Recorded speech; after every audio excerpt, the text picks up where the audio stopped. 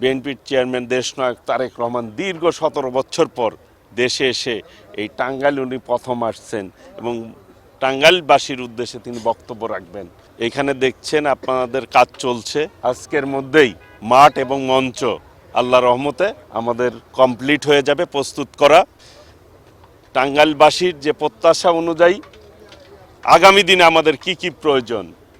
উনি সেটি ব্যক্ত করবেন এবং ওনার বক্তব্যে সেই বিষয়গুলি উনি তুলে ধরবেন এবং আগামী দিনে ইনশাল্লাহ এই দেশের জনগণের ভোটে দেশনায়ক তারেক রহমান হবে বাংলাদেশের প্রধানমন্ত্রী। সেই প্রধানমন্ত্রীর কাছে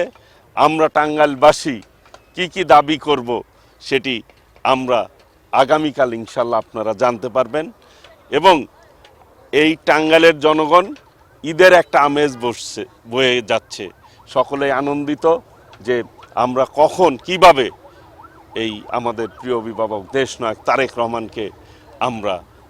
স্বাগত জানাবো, সম্বর্ধনা জানাবো এবং আগামী দিনে ইনশাল্লাহ এই টাঙ্গাইলকে আমরা একটি নতুন টাঙ্গাইল গড়ে তোলার যে প্রত্যয় আমি ব্যক্ত করেছি সেই অনুযায়ী আমরা এই টাঙ্গাইলের মানুষের প্রত্যাশা পূরণ করতে ইনশাল্লাহ সক্ষম হব। টাঙ্গাইলের জনগণ ধানের শীষের একটি জোয়ার বইছে, আগামী 12ই ফেব্রুয়ারি ধানের শীষের বিজয়ের মধ্য দিয়েই ইনশাল্লাহ এই টাঙ্গাইলের জনগণের যে আশা আকাঙ্ক্ষা সেটি পূরণ হবে ইনশাল্লাহ।